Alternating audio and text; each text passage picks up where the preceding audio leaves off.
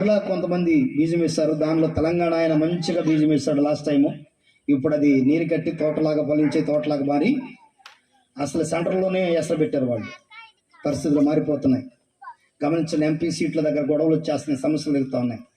కనుక ఇక్కడ దేశాలు విడిపోతున్నాయి, ప్రజలు విడిపోతున్నారు, కులాలు విడిపోతున్నారు. ఇంట్లోనే బాగా గుర్తుపెట్టుకోండి, ఇద్దరు అన్నదమ్ములు ఉంటే ఒక అన్న గొప్పగా ఉంటే మరొక అన్న తక్కువగా ఉంటే వాళ్ళు ఓరలేకపోతున్నారు. జనం మీదకి జనము హోరెత్తిపోతున్నారు. ఇప్పుడు దీని బిడ్డారా మీరు ఎక్కడ చూస్తున్నారు కదా, 2011 సంవత్సరం మే నెల 24వ తారీఖున జోప్లిన్ అనే ఒక ప్రాంతము భయంకరమైన బాంబులు దాడికి గురైపోయి ఆ ప్రాంతంలో దగ్గర 50,000 మంది నివసించే ఆ ప్రదేశం అంతా అలా భయంకరమైన ప్రదేశంగా మారిపోయింది. అంతేకాదండి, ఎంత భయంకరమైన పరిస్థితులు వచ్చింది తెలుసా? చూస్తూ ఉన్నారు.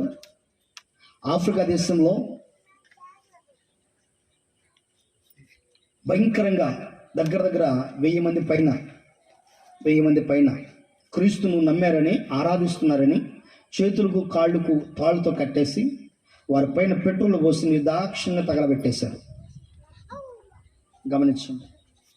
ఈరోజు ప్రపంచ దేశాలు అనేక మందిని ప్రభువు నమ్మారని అనేక మందిని గొంతుకాలకు వస్తున్నారు, ప్రాణాలు తీసేస్తున్నారు, గాయపరుస్తున్నారు, చర్చిలు తగలబెట్టేస్తున్నారు, అనేక రీతులుగా బాధపడుతున్నారు. కారణం ఏంటంటే రాకడకు అదే సమీపంగా మనం ఉన్నాం. అది గుర్తుపెట్టుకోండి. క్రీస్తు రాకడికి అదే సమీపంగా నీ జీవితం ఉంది, నా జీవితం ఉంది.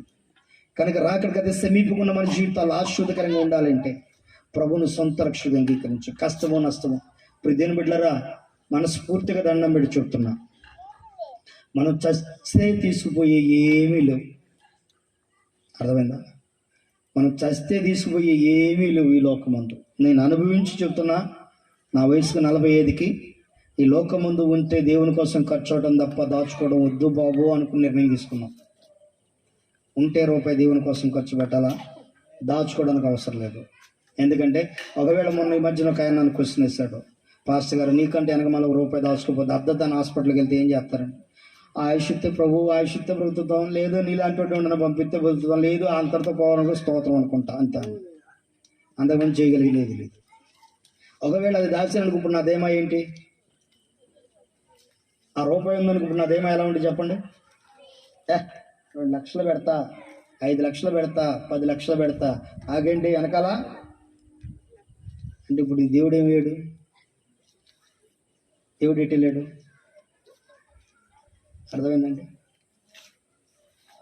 పౌలు గారు ఆది అపోస్తులు వారి సమస్తాన్ని విడిచిపెట్టి ఎందుకు వెంబడించారా ప్రభువునన్న విషయాన్ని దానికోసం పరిశోధన పెట్టినప్పుడు నా మనసుకు అనిపించింది. వాళ్ళు పెంటతో సమానంగా ఎంచుకున్న దాన్ని మనమో నెత్తి మీద పెట్టుకుంటాం తెచ్చుకుని. ఇది లేకపోతే జీవితం లేదయ్యా, ఇది లేకపోతే సమాజంలో గౌరవం లేదయ్యా, పేరు ప్రఖ్యాతలు లేవయ్యా అని దాన్ని నెత్తి మీద పెట్టుకుంటాం. అర్థమైందండి? వాళ్ళేమో అని ఎంచుకున్నారండి దాన్ని. ప్రభు కోసం ఖర్చు అవడం తప్ప చేయగలిగేది ఏదీ లేదండి. కానీ గమనించండి, దేవుని వాక్యంలో దేవుడు చెప్తున్న మాటలు, ఆయన యుగ సమాప్తికి ఎలాంటి విషయాలు జరుగుతాయి అన్నాయంటే అక్కడక్కడ గొప్ప భూకంపాలు కలుగును. భయంకరమైన భూకంపాలు ఎక్కువ శాతము 2010వ సంవత్సరం నుంచి ఎక్కువ శాతం భూకంపాలు జరిగిన ప్రదేశాలు ఏమైనా ఉన్నాయంటే గమనించండి. ఇయర్ ఉందంటే అది 2013 సంవత్సరం. మీకు పెట్టలేదు లిస్టు. 2013 సంవత్సరం అత్యధికంగా భూకంపాలు వచ్చిన సంవత్సరం అండి. ఈ రోజుకి భూమి ప్రకంపనాలు చెందుతా, భూమి బద్దలైపోతూ ఉంది ఆయా ప్రాంతాల్లో. భయంకరమైన విషయం. ప్రియమైన బిడ్డలారా గమనించండి. మరొక విషయం, యుగ సమాప్తికి ఏమని చెప్పాడంటే తెగుళ్ళు కరువులు తటస్థిస్తాయి అన్నాడు. మీరు చూస్తూ ఉన్నారు ఇక్కడ, మీరు వైరస్లు అవన్నీ వైరస్ సంబంధించిన విషయాలు, ఒక్కొక్క వైరస్ ఒక్కొక్క వ్యాధిని తీసుకొచ్చాయి అన్నమాట. అంత భయంకరమైన వైరస్లు అవన్నీ. ఆ వైరస్లు ఈ లోకాన్ని భయంకరమైన బాధిస్తూ ఉన్నాయి. వాటిలో ఒకటి HIV వైరస్ సంబంధించిన కనబడుతుంది కదా, అది బాల్లాగా, అది HIV వైరస్ సంబంధించినది. అది ఆఫ్రికా దేశంలో అత్యధికంగా ఉంది ప్రపంచ దేశాల్లో. ఈ HIV వైరస్ వచ్చిన వాళ్ళ లక్షణాలు ఎలా ఉంటాయంటే 7 లక్షణాలు ఉంటాయి. ఆ 7 లక్షణాలు ద్వితీయోపదేశకాండం 28వ అధ్యాయం 22వ వచనం అంటాడు. మొట్టమొదటి లక్షణం ఏంటంటే క్షయరోగం, అంటే దగ్గుతో ప్రారంభించబడింది అది. రెండవది జ్వరము, మూడవది మంట, నాలుగవది మహాతాపం, ఐదవది ఖడ్గం, ఆరవది కంకి కాటుక, ఏడవది బూజు. అంటే కంకి కాటుక అంటే అర్థం ఏంటంటే నల్లగా తయారవుతారు ఎంత అందంగా ఉన్న HIV సోకిన వాళ్ళు. బూజు అంటే ఎంత లావుగా ఉన్న సన్నగా తయారవుతారు. హెచ్ఐవి సోకిన వాడు. 7 లక్షణాలు, చరిత్ర కూడా చెప్తున్న మాట, ఆ 7 లక్షణాల గురించి చక్కగా వివరిస్తూ ఉంది, గమనించండి. అంతేకాదు కరువులు తటస్థిస్తాయి అన్నాడు. భయంకరమైన కరువులు తటస్థిస్తున్నాయి, భయంకరమైన కరువులు వస్తూ ఉన్నాయి. రోజున కరువు లేదటానికి లేదండి, ప్రపంచ దేశాలు అల్లాడిపోతూ ఉన్నాయి, నీటి కొరత ఉంది. ఐక్యరాజ్య సమితిలో కరోనా వైరస్ రిలీజ్ చేయడానికి గల కారణం, ఈ కరోనా వైరస్ పలానా దేశం నుంచి రిలీజ్ చేయబడింది, పలానా వాళ్ళు దీనికి సపోర్ట్ చేస్తారు, ఐక్యరాజ్య సమితి దీనికి అనుమతి ఇచ్చిందని చెప్పేసి కొన్ని వీడియోలు పెట్టాను నా యూట్యూబ్ ఛానల్లో. దెబ్బకి బ్లాక్ చేసి పడేశారు దాన్ని, ఆ యూట్యూబ్ ఛానల్ లేకుండా చేసి పడేశారు. ఎందుకంటే ఐక్యరాజ్య సమితి పర్మిషన్ లేకుండా కరోనా వైరస్ చైనా అనేది రిలీజ్ చేయలేదు. చైనా రిలీజ్ చేయడానికి కారణం ఐక్యరాజ్య సమితి పర్మిషన్ ఇచ్చింది. ఎందుకు ఇచ్చిందంటే దానికోసం పర్టికులర్గా ఇచ్చాం. అసలు ఈ కరోనా వైరస్ వాటి లక్షణాలు, పుట్టుపూర్వతలు ఎలా వచ్చాయని దాని గురించి చెప్పుకుంటూ వచ్చినప్పుడు చెప్పాను. ఎందుకంటే ప్రపంచ దేశాల్లో మానవులు అంటే తినడానికి తిండి ఉండదంట. ఇప్పటికీ 900 కోట్ల మంది జనాభా తయారైతే ప్రపంచ దేశాల్లో మానవుడికి ఉన్న వనరులు అంటే 500 కోట్ల మందికి సరిపడే వనరులే ఉన్నాయంట. మరో ఇంకో 10 సంవత్సరాలు అయితే ఇంకొక కొంతమంది పెరిగితే దగ్గర 100 కోట్ల మంది జనాభాకి వెళితే మానవులు వనరులు అంటే 400 కోట్ల మంది తింటానికి సరిపడతాయంట. అంటే 600 కోట్ల మంది ప్రజలు ఏమవ్వాలా? ఆకలికి అల్లాడిపోతారంట. ఐక్యరాజ్య సమితి నిర్ధారణ చేసింది, అది గమనించండి. అందుకని ప్రపంచ దేశాలు ఐక్యరాజ్య సమితి నిర్ధారణ చేసినందుకు ఐక్యరాజ్య సమితి ఆమోదంతోనే వైరస్లు రిలీజ్ చేస్తూ ఉన్నారు. గమనించండి ప్రతిదిన బిడ్డలారా, మీరు వేసుకున్న వ్యాక్సిన్ ఉంది కదా, వ్యాక్సిన్ వేయించుకున్నారు కదా, వ్యాక్సిన్లో దాని టైంలో చాలామంది చెప్పారు వ్యాక్సిన్ వేయించుకోవద్దు సాధ్యమైనంత వరకు. ఒకవేళ వాళ్ళు ఏమన్నా మిమ్మల్ని ప్రెజర్ చేసిన ఇబ్బంది పెట్టిన వేయించుకోవడానికి ప్రయత్నించొద్దు అని. ఎందుకంటే అది ఇమ్యూనిటీ బూస్టర్ అంటారు దాన్ని, ఇమ్యూనిటీ బూస్టర్.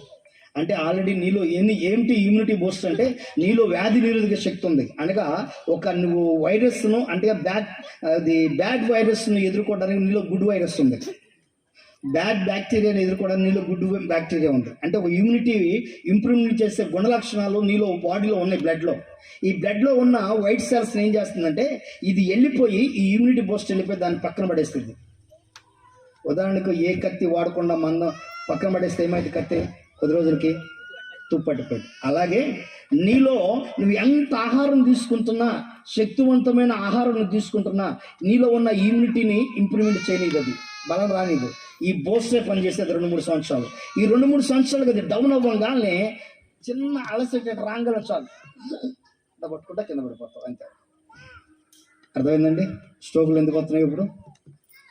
ఇది ఇమ్యూనిటీ బూస్టర్ ఏం చేస్తుందంటే దాని పని 2 years పెట్టాడు, 2.5 years పెట్టాడు దానికి పవర్, అంతే. ఈ 2.5 yearsలో ఆ వ్యక్తి ఒకవేళ స్టామినా కలిగి ఉంటే మరలా ఈ యొక్క లోపల ఉన్న ఇమ్యూనిటీ మళ్ళీ పనిచేయడం ప్రారంభిస్తే ఆటోమేటిక్గా కంటిన్యూ అవుతాడు అతను. లేదు పని చేయట్లేదు అంటే ఇమ్యూనిటీ బూస్టర్ వరకు పనిచేస్తుందంటే ఆటోమేటిక్గా స్ట్రోక్ వచ్చి చచ్చిపోతాడు. ఇప్పుడు ప్రపంచ దేశాలు అధిక స్ట్రోక్ రావడానికి కారణం ఏంటి? ఏమని చెప్పారు? వేసుకున్న వ్యాక్సిన్ కారణమే అంటున్నారు. బాగా గుర్తుపెట్టుకోండి. ఎందుకంటే రాకడ దినాల్లో ఉన్న జనాభాను సాధ్యమైనంత తగ్గించాలన్నదే గవర్నమెంట్ ఉద్దేశం, జనాభా నియంత్రణ చేయాలన్నదే గవర్నమెంట్ ఉద్దేశం. గమనించండి కరువుల నుంచి. ఈ కరువు ఎలాంటి కరువు వచ్చిందంటే ఇక్కడ మీరు చూస్తూ ఉన్నారు. ఎలాంటి కరువు అంటే రాబోయే కాలంలో వచ్చే కరువులు బహు భయంకరమైన కరువు. ద్వితీయోపదేశకాండం 28వ అధ్యాయం 53వ వచనం, 28వ అధ్యాయం 55వ వచనం. ఎలాంటి కరువు రాబోతుంది అనే విషయాన్ని మనం చూసినట్టయితే ఓ భయంకరమైన కరువు అండి. తినటానికి కూడా తిండి లేక కన్న బిడ్డలను కోసుకు తింటారంట. అర్థమైందండి? కన్న బిడ్డలని కోసుకు తినేంత కరువు రాబోతుందంట. అలాంటి కరువు దినాల్లో మనం బ్రతుకు ఉండకూడదని బైబిల్లో భక్తుడు ఒక మాట చెప్తాడు, అయ్యా అట్టి దినాల్లో నేను ఉండకుండా ఉంటే ఎంత బాగుండు అంటాడు. కనుక అంత భయంకరమైన కరువు దినాలు రాబోతున్నాయి. ఆ వ్యక్తి కరువుతో చేస్తున్న పని కాదండి, ఆ వ్యక్తి దేంతో చేస్తున్నాడంటే అప్పుడే పుట్టిన బిడ్డనంట ముక్కల కోసం తిట్టానంట నిత్య యవనంగా ఉంటారంట. తెలుసండి? నిత్య యవనంగా ఉండాలి అంటే అప్పుడే పుట్టిన బిడ్డను ఏం చేయాలి తెలుసా? కట్ చేసుకు తినాలంట, నిత్య యవనంగా ఉంటారు. ఇప్పుడు దేవుని బిడ్డలారా, చైనాలో మనకి చికెన్ స్టాల్ ఎలాగో అక్కడ చైనాలో బేబీ స్టాల్స్ ఉంటాయి. బ్రెయిన్ ఒక డబ్బాలో పెట్టి అమ్ముతారు. బ్రెయిన్ అది డ్రై బ్రెయిన్. పిల్లవాడి బ్రెయిన్ ఏమైందంటే డ్రై చేస్తారు, వేడి నీళ్ళు ఉడకబెట్టేసి పీసులు చేసి కట్ చేసి ఒక డబ్బాలో పెట్టేసి ఆ బ్రెయిన్ $70 అమ్ముతారు. ఒక బ్రెయిన్ గమనించండి. ముక్కలు చేసి నిత్య యవనంగా ఉండటం కోసం వాళ్ళు చేసే పని అక్కడ. కనుక ఇది చాలా మంది కరువు అనే దానికోసం చూస్తుంది అంటే ఇక్కడ ఏమో నిత్యావనం కోసం వాళ్ళు చేస్తున్న పనులు, పాడుద్ర పనులు అవి. ఇంకా ఎలాంటి విషయం జరగబోతుంది క్రీస్తు రాకడలో, ఈ యుగ సమాప్తి జరగాలంటే ఇంకేం జరగాలి అంటే సూర్య చంద్ర నక్షత్రాల్లో గొప్ప మార్పు వస్తుందంట. ఆకాశముడు భయోత్పాతమైన గొప్ప సూచనలు పడతాయంట. అలాంటి మార్పు ఈ భూలోకం ముందు వచ్చిందంటే అక్షరాల వచ్చిందని బైబిల్ సెలవిస్తుంది. అక్షరాలు సంభవించింది. మీరు ఆ పక్క చూస్తున్నారు కదా మెరుపుతీగలు. ఆ మెరుపుతీగలు 2013 సంవత్సరంలో వాటికన్ సిటీ, అది వాటికన్ సిటీ, పోపు బెనడిక్ట్ గారు రిజైన్ చేయక మునుపు వాటికన్ సిటీ మీద సాయంత్రం 5 నుంచి 8 గంటల వరకు 3 పర్యాయములు మెరుపుతీగ ఆకాశం నుంచి వచ్చి చర్చి మీద వాలింది. ఈ 3 పర్యాయములు ఎప్పుడైతే చర్చి మీద వాలిందో వెంటనే పోపు బెనడిక్ట్ గారు రిజైన్ చేసేసాడు. ఏమన్నాడు తెలుసా? సాతాను పరిపాలన కాలం సమీపించింది కనుక నేను రిజైన్ చేస్తున్నా అని చెప్పి రిజైన్ చేశాడు. పోపు చరిత్రలో మొట్టమొదటిసారి రిజైన్ చేయడం అనేది. ప్రపంచ చరిత్రలో పోపులు ప్రారంభించబడిన తర్వాత, పోపు కాలం ప్రారంభించబడిన తర్వాత వాడిని చనిపోతే కానీ వేరే వాళ్ళు పదవి తీసుకునే వాళ్ళు, కానీ ఫస్ట్ టైం రిజైన్ చేసింది పోపు బెనడిక్ట్ గారు. గమనించండి, 2013లో జరిగింది అది. గమనించండి, మీరు చూస్తూ ఉన్నారు కదా అక్కడ ఏమిటి నిప్పులు కక్కుతూ ఉంది, నల్లగా ఉంది. ఏంటది? చంద్రుడు అనుకుంటున్నారా? కాదు, సూర్యుడు. సూర్యుడు క్రమేపీ బ్లాక్ అయిపోతున్నాడు. బ్లాక్ హోల్ స్టార్ట్ అయిందంట సూర్యుని లోపల. అంటే తన క్షీణత ప్రారంభించబడింది. ఎంతవరకు ప్రారంభించబడింది శాస్త్రవేత్తలు చెప్పారంటే 60%, అంటే 60% క్షీణించాడంట సూర్యుడు. చంద్రుడు 60% క్షీణించాడంట. ఇట్లా ప్రపంచ దేశాల్లో మనం చూసినట్లయితే అనేక మార్పులు, ఆకాశ మండలంలో నుంచి అనేక మార్పులు. గమనించండి, ఆకాశపు శక్తులు కదిలించబడతాయి. శక్తులు అనగా ఆకాశంలో ఉన్న శక్తులు అంటే గాలి, మేఘాలు, వర్షము. గమనించండి, ఇవన్నీ కదిలించబడతాయి. టోర్నడో అనగా సుడిగుండాలు వస్తాయి, సుడిగాళ్ళు వస్తాయి. సుడిగుండాలు కదండి, సుడిగాళ్ళు. ఈ భయంకరమైన సుడిగాళ్ళు అక్కడ మీరు చూస్తున్నారు. అమెరికా దేశంలో ఒక్కలగామ అనే ఒక పట్టణం, అది ఆ ఒక పట్టణం అంతకు మునుపు అలా ఉండేది. ఎప్పుడైతే ఒక గంటలో సుడిగాలు వచ్చేసి ఆ పట్టణం మొత్తాన్ని పక్కలా మార్చి పడేసేస్తుంది. గమనించండి, అగ్ని నుంచి పైనుంచి నిప్పులతో కూడిన ఒక సుడిగాలి భూమి మీదకి రావటం, మెరుపులతో కూడిన సుడిగాలి భూమి మీదకి రావటం, భయంకరమైన విపత్తులు ఈ భూమి మీదకి రావటం ప్రారంభించబడుతూ ఉన్నాయి. ఈ భూమి భయంకరమైన అంతరించిపోయే పరిస్థితి ఏర్పడుతూ ఉంది. గమనించండి, ఇంకా ఈ రాకడకు యుగ సమాప్తికి ఏం జరగబోతుంది అంటే సునామీలు, భయంకరమైన సునామీలు. 2011 ప్రపంచ దేశాలు అత్యధికంగా వచ్చిన సునామీ తాకిడి ఏదంటే 2011. 2011 కంటే అంత మునుపు ఒక సునామీ వచ్చింది. ఎవరికైనా గుర్తుందా? 2011 కంటే ముందు ఒక సునామీ వచ్చింది ఒక సంవత్సరం. డిసెంబర్ 26వ తారీఖున, ఈ మాత్రం చెప్పను కానీ డిసెంబర్ 26వ తారీఖు వచ్చింది. ఏ సంవత్సరం గ్రహించండి, అర్థం చేసుకోండి. డిసెంబర్ 26వ తారీఖున ఒక సునామీ వచ్చింది. ఈ సునామీ ఎక్కువ నష్టపోయిన దేశం ఏదంటే ఇండోనేషియా. నేను ఇండోనేషియా వెళ్ళినప్పుడు ఆ దేశంలో నేను ఆ సునామీ వచ్చిన విధానాన్ని 2019 ఇండోనేషియా వెళ్ళినప్పుడు నేను ఆ ప్రాంతం ఉంది, నేను అక్కడ ఉన్న వాళ్ళని అడిగాను, అసలు సునామీ ఇక్కడ రావడానికి కారణం ఏంటి? సునామీ రాకమునుపు ఇండోనేషియా మొత్తం ముస్లిం కంట్రీ, క్రైస్తవం ఓసకోసుకొచ్చి చంపారంట. క్రైస్తవం మొత్తం ఓసకోసుకొచ్చి చంపారంట. ఆ చంపుతున్న దేశంలో ఇండోనేషియాలో ఒక సంఘటన జరిగింది. క్రైస్తవులు క్రిస్మస్ ఆరాధన జరుపుకుంటూ వాళ్ళు ఏం చేస్తారు తెలుసా? 3 డేస్ సెక్సువల్ లైవ్ అని 3 డేస్ ఆ సముద్రం ఒడిన బీచ్లో తీసుకుని వెళ్ళిపోయి, ఎవరైతే క్రైస్తవులు ఆరాధన చేస్తున్నారో వాళ్ళ ఆడపిల్లను తీసుకుని వెళ్ళిపోయి బీచ్లో తీసుకెళ్ళిపోయి పడుకోబెట్టి, నగ్నంగా పడుకోబెట్టి వాళ్ళని సెక్సువల్గా వాళ్ళని అరెస్ట్మెంట్ చేస్తుంటే దాన్ని టీవీలో టెలికాస్ట్ చేశారు. 3 డేస్ టెలికాస్ట్ చేస్తారు. క్రిస్మస్ ముందు రోజు, క్రిస్మస్ తర్వాత రోజు దాన్ని టెలికాస్ట్ చేయడం ప్రారంభించారు. 3 డేస్ అక్కడ టెలికాస్ట్ చేస్తున్న టైంలో అక్కడ అనేక మంది ప్రాణాలు కోల్పోయారంట. ఆ టైంలోనంట 26వ తారీఖున ఒక అలా ముందుకు వచ్చిందంట. ముందుకు వచ్చి టచ్ చేసి వెనక్కి వెళ్ళిపోయింది కదా అని చెప్పి మరలా టీవీలను ఆన్ చేసి మరలా అరేంజ్మెంట్ చేయడం ప్రారంభించారు. దగ్గర 100 అడుగుల ఎత్తులో ఉన్న అలా ఆ దేశం మొత్తం మీదకి వెళ్ళిపోయింది. ఆ తదుపరి ఆ ఇండోనేషియా మొత్తం ఈరోజు క్రైస్తవ కంట్రీగా మారిపోయింది. చప్పట్లోడు ఒకసారి దేవుని నామమున అక్కడ ఈ రోజున ఒక సావుకుడిని ఎలా గౌరవిస్తారో తెలుసా? ఒక నాయకుడు వచ్చి సావుకుడి దగ్గరకు వచ్చి ఇలా కాళ్ళు ఇలా ఉంచుతాడు. ఇంతే. ప్రార్థన కూడా ఇలాగే చేయించుకుంటాడు. 2 కాళ్ళు కూడా వేయడు. ఎట్లా ప్రార్థన చేయించుకుని ఆ సేవకుడు ప్రార్థన చేస్తే లేచి వెళ్ళిపోతాడు. దేవుడు అద్భుతం చేయడం గొప్ప దేవుడు. నీ భక్తిని నువ్వు కాపాడుకో, నీ ఆత్మీయతను కాపాడు, నీ యథార్థతను విడిచిపెట్టద్దు. ఎందుకంటే భయంకరమైన విపత్తుల్లో, భయంకరమైన సమస్యలతో ఉన్న పరిస్థితుల్లో ఉన్న దినాల్లో మనం బ్రతుకుతున్నాం. గమనించండి, ఇక్కడ మరొక మాత్రం చూస్తూ ఉన్నాం. లూకాసు వార్త 21:12. ఇవన్నీ జరిగిన మునుపు వారు మిమ్మల్ని బలత్కారంగా పచ్చి నా నామము నిమిత్తం మిమ్మల్ని రాజుల ఎత్తుకుని అధిపతుల ఎత్తుకుని తీసుకుని పోయి సమాజ మందిరంలో సరసల్లా అప్పగించి హింసింతురో. ఈరోజు పగడాల ప్రవీణ్ గారు, వారి గురించి నేను చాలా విషయాలు ఎందుకంటే రక్షణ టీవీలో క్రైస్తవ్యము తరపున దమ్ముగా మాట్లాడగలిగిన వ్యక్తి. అమెరికాలో ఉద్యోగం చేసుకుంటూ ఉన్నాడు. అమెరికాలో ఉద్యోగం చేసుకున్నాడు. కొన్ని కంపెనీలు ఉన్నాయి. కంపెనీలు నడిపించుకుంటూ ఒక మంచి పొజిషన్, ఫైనాన్షియల్గా వెల్సెట్లో అన్ని విధాలుగా. అక్కడ దేవుడు దర్శించి నువ్వు దక్షిణ భారతదేశానికి వెళ్ళని చెప్పాడంట సేవ చేయడానికి. అమెరికాలో ఉన్నప్పుడు దక్షిణ భారతదేశాన్ని సేవ చేయడానికి వచ్చి హైదరాబాద్లో పరిచర్య ప్రారంభించడానికి వచ్చి హైదరాబాద్లో పరిచర్య ప్రారంభిస్తూ అప్పుడులో రక్షణ ఛానల్ పెట్టి దాన్ని క్లోజ్ చేసుకున్న టైంలో ఈ పగడాల ప్రవీణ్ గారు అనే వ్యక్తి ఎంటర్ అయ్యి అక్కడ టిబేట్ చేయడం ప్రారంభించారు. దానిలో క్రైస్తవుల తరపున ఈయన గళమిప్పడం ప్రారంభించాడు. ఈయన మాట్లాడి అన్ని వాస్తవాలే, కానీ ఎప్పటి వరకు ఎక్కడ ఏమిస్తే బతుకుదామో అనుకున్న ఆశ ఏమి లేదో, బతికితే ప్రభు కోసం బతుకుదామని ఆశతో జీవించగలిగిన వారిని దేవుడు లేవనెత్తబోతున్నాడు. ఆమేన్. దేవుడు అంత గొప్ప కార్యం చేయబోతున్నాడు. ఎందుకంటే నా జీవితంలో నేను బైబిల్ ట్రైనింగ్ చేస్తున్నప్పుడు 2002 సంవత్సరం ఒక గొప్ప ప్రవచనాన్ని 21 మంది ఫారినర్స్ ఒకటి తర్వాత కూడా అలా చేతులు పెట్టి ప్రార్థన చేస్తూ ఉన్నారు. నాపై ప్రేయర్ చేస్తున్నప్పుడు ఆ 21 మంది ఫారినర్స్లో 4 ప్రవచనాలు చెప్పారు. ఏమని తెలుసా?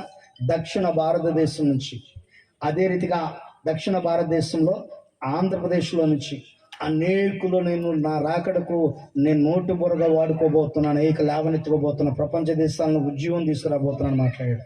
ఆ రోజు నుంచి ఇప్పుడు ప్రవచనాలు ప్రార్థన చేస్తున్నాను, లేవనెత్తబడాలి ఆయన కోసం. పోతే ప్రాణాలు తప్ప ఏం లేవండి. పాపం ఆయన ఏం తీసుకుపోయాడండి. ఈ రోజున ఒక్కడ చనిపోతే మొత్తం యావత్ భారతదేశం మొత్తం కదిలి వచ్చింది రాజమండ్రి. ఆడికి కూర్చుంది రాజమండ్రి అంతా. చాలదా ఒక అద్భుతం చేయడానికి? కనుక దేవుని యొక్క సన్నిధిలో బాగా గుర్తుపెట్టుకుందాం. హతసాక్షులుగా చంపబడుతున్న వారు చాలామంది. ఇందాక మీతో చెప్పాను కదా, ఒక ఆయన 2011 సంవత్సరము యుగాంతము వచ్చేసిద్దని. అది ఆయన 2011 యుగాంతం వచ్చిందని చెప్పాడు. అన్ని సరిదేపించాడు, బస్సులు మొత్తం ట్రైన్లు అన్నిటికీ వేయించాడు, ఫ్లెక్సీలు వేయించాడు, అడ్డంగా చేస్తాడు, హంగామా చేస్తాడు. కానీ టీవీ వాళ్ళు ఇంటర్వ్యూ చేయడానికి వచ్చేసరికి ఏమన్నాడు తెలుసా? నా వయసు అయిపోయింది, ఏదో మదిమరుపుతో చెప్పేసానని చెప్పేసి ఒక్క మాటతో కవర్ చేసుకుని వెళ్ళిపోయాడు. కనుక గమనించండి, దేవుని వాక్యం సెలవిస్తుంది, అక్రమం విస్తరించడం చేత అనేకుల ప్రేమ చాలా. అక్రమం అంటే ఏంటి? క్రమం కానిదని మాత్రం చెప్పమాకండి. అర్థమైందా? అక్రమం అంటే క్రమం కానిది అని మాత్రం చెప్పమాకండి. అక్రమం అంటే అర్థం ఏంటి చెప్పాలి. అక్రమము అంటే అర్థం కాలేదన్న, బలవంతంగా లాక్కోవటం. ఇంకా అక్రమం అంటే, అక్రమము అనే పదానికి అర్థం, అక్రమం అంటే అర్థం ఏంటంటే నీకు నచ్చింది అది అక్రమమే, నీకు నచ్చితే క్రమమే, అది ఏంటి అర్థమైందా? అక్రమం అంటే ఏంటి చెప్పండి ఇప్పుడు అర్థం. నీకు నచ్చింది వాళ్ళు బంగారం పెట్టిన నీకు అక్రమమే, అది నీకు నచ్చితే క్రమం. అది అసలు కారం నిధులు పెట్టినా నీకు క్రమంగా ఉండిద్ది, పద్ధతిగా ఉండిద్ది. అది ఇప్పుడు ప్రేమ చల్లారిపోవడానికి కారణం. అక్రమం విస్తరించుడు చేత అనేకుల ప్రేమ చల్లారిపోతుంది. గమనించండి, దేవుని వాక్యం సెలవిస్తుంది, యెరూషలేము మీద భయంకరమైన దాడులు. చాలామంది ఇక్కడ ఒక మాటను గుర్తుపెట్టుకోండి. ప్రభుత్వమైతే ఇంకో మెసేజ్ దీని ద్వారా ఒక మెసేజ్ ఇవ్వాలనుకుంటున్నాను.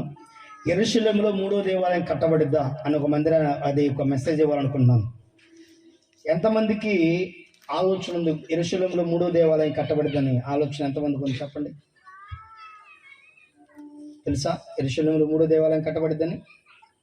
అసలు ఆల్రెడీ 3 దేవాలయాలు కూలిపోయినాయని తెలుసా? మొట్టమొదటి దేవాలయం ఎవరు కట్టారు? ఓకే, అది అయిపోయింది. రెండో దేవాలయం ఎవరు కట్టారు?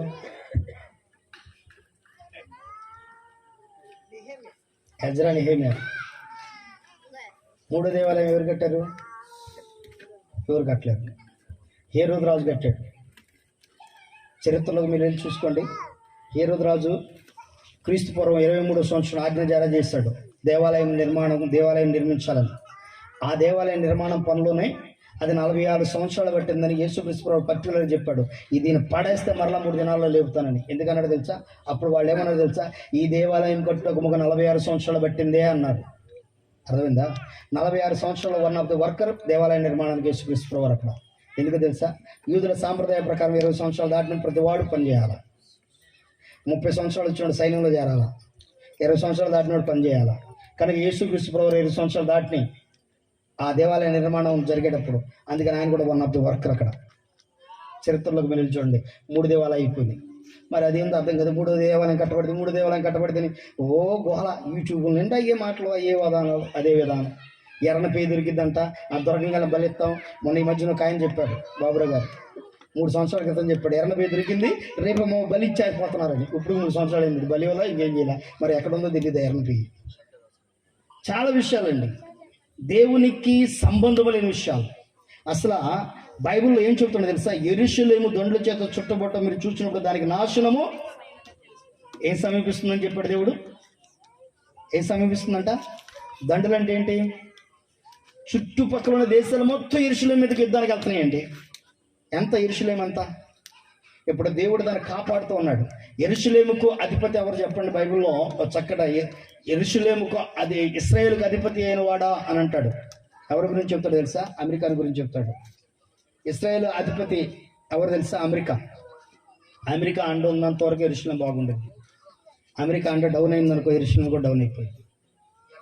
ఈ భౌతిక యెరూషలేము గురించి కాదు ప్రభు ప్రార్థన చేయమంది. యెరూషలేము క్షేమం కొరకు ప్రార్థన చేయడానికి ప్రభు చెప్పాడు. దాని కొరకు ప్రార్థన చేయవారు వర్ధులుదురు అన్నాడు. ఏ యెరూషలేము తెలుసా? ప్రకటన గ్రంథం 21వ అధ్యాయంలో ఉన్న యెరూషలేము. ఆ యెరూషలేము అనే మహాపట్నం కోసం ప్రార్థన చేయాలి. ఆ పట్టణం కోసం ప్రార్థన చేస్తేనే గొప్ప క్షేమం జరుగుతుంది. ఎందుకంటే దాని క్షేమం మీ క్షేమకరంగా మారుతుంది. ఇప్పుడున్న యెరూషలేము కాదు. ఇప్పుడున్న యెరూషలేములో చాలా మంది ఏమంటారు తెలుసా? అక్కడ యెరూషలేము చాలా పవిత్రమైంది అంటారు. పవిత్రమైందంటే దేవుని దృష్టిలో పవిత్రమైందంటే విగ్రహారాధన ఉండేది అక్కడ. చెప్పాలి, విగ్రహారాధన ఉండేది అండి. యెరూషలేములో విగ్రహారాధన ఉందంట. మీరు నమ్ముతారా నమ్మరా? ఉందంట, నమ్ముతారా? యేసు క్రైస్తవులో ఆర్సిఎం చర్చిలో 14 స్థలాలు ఉంటాయి. తెలుసా మీకు? ఆర్సిఎం చర్చిలో 14 స్థలాలు ఉంటాయి. 14 స్థలాల్లో 14 ఫోటోలు ఉంటాయి, 14 బొమ్మలు ఉంటాయి. ఇప్పుడు యెరూషలేములో కూడా 14 ప్రదేశాలు ఉన్నాయి. 14 దగ్గర యేసుక్రీస్తు సిలువ మోస్తున్న బొమ్మ ఒకటి ఎట్లా, యేసుక్రీస్తు పడిపోయిన బొమ్మ ఒకటి ఎట్లా, యేసుక్రీస్తు కింద పడిపోయిన బొమ్మ ఒకటి, మగ్దలేని మరి వచ్చి మొహాన గుడ్డదుతున్న బొమ్మ ఒకటి, ఇట్లా ప్రతి చోట ఒక బొమ్మలు పెట్టుకుంటూ పోయారు. ప్రతిదీ దాన్ని ఏమంటారు? ఆడికి వెళ్ళిన ప్రతి వాళ్ళు దాన్ని ఆరాధించడం ప్రారంభిస్తున్నారు. గమనించిన యెరూషలేములో ఇశ్రాయేలుకి అసహ్యమైంది ఏంటి? పందుల పెంపకం. ఈరోజు పందుల పెంపకం వ్యవస్థగా ఉంది అక్కడ. గమనించండి, చాలా విషయాలు ఉన్నాయి ఇక్కడ. కానీ ప్రజలకు అర్థం కాని విషయం ఏంటంటే, ఇంకా యెరూషలేములో నేను ట్రైన్లో ప్రయాణం చేస్తున్నప్పుడు ఒక సహోదరి నాకు పరిచయం అయింది. ఆమె యూదురాలంట. నేను మహబూబ్ నగర్ జిల్లా పెడుతున్నప్పుడు నాకు ముందు ట్రైన్లో కూర్చుంది.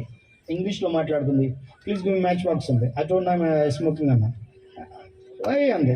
ఐ డోంట్ లైక్ ఇట్ అన్న. ఓకే, మరలా అడిగింది. మళ్ళీ ఇవ్వమంటాను, నా దగ్గర లేదని చెప్తాను. మరలా అడుగుతున్నాను, ఇవ్వమని. లేదని చెప్తాను. అసలు ఎందుకే నేను అడిగాను, నువ్వు ఎవరు అన్నా? ఐఎమ్ జూడియన్ అన్న. వై అన్న చెప్పు. నేను యూదురాలని అంది. ఏం పేరు అన్న? లూదియా అంది. నువ్వు మ్యాచ్ బాక్స్ అడుగుతున్నాడు. మై హ్యాబిట్ అంతే. దానికి నీకు ఏం చెప్పలేం కదా. అర్థమైంది? వాళ్ళకి ఇష్టం అది. వాళ్ళకు అలా కొన్ని కల్చర్కి అలవాటు పడిపోయారు. కనుక కొన్ని విషయాల్లో మనం తెలుసుకోవాల్సిన చాలా విషయాలు ఉన్నాయి. గమనించండి, అంతిమ దినాల్లో యుగాంతానికి సమీపించినప్పుడు జరగవలసిన విషయంలో మరొకటి ఇదొకటి. ఏమిటి ఇది? నోవాహు దినాలు జరిగినట్టు జరగాలి. నోవాహు దినాలు ఎలా ఉన్నాయో అలా ఉంటాయి. ఇప్పుడు ఆ లోతు దినాలు ఎలా ఉన్నాయో అలా ఉంటున్నాయి ఇప్పుడు దినాలు. ఈ దినబిడ్డలారా భయంకరమైన దినాలు. గమనించండి, వీటి గురించి పర్టికులర్ వివరించ అవసరం లేదు. ఆ నోవాహు దినాల్లో ఉన్న దినాల్లో ఇది ఒక ఫోటో. ఏముంది అక్కడ? స్వలింగ సంపర్కం. అంటే ఆడోళ్ళు పెళ్లి చేసుకోవచ్చు, మగోళ్ళు పెళ్లి చేసుకోవచ్చు. ఆడోళ్ళు మగోళ్ళు సంబంధం ఉండకూడదు.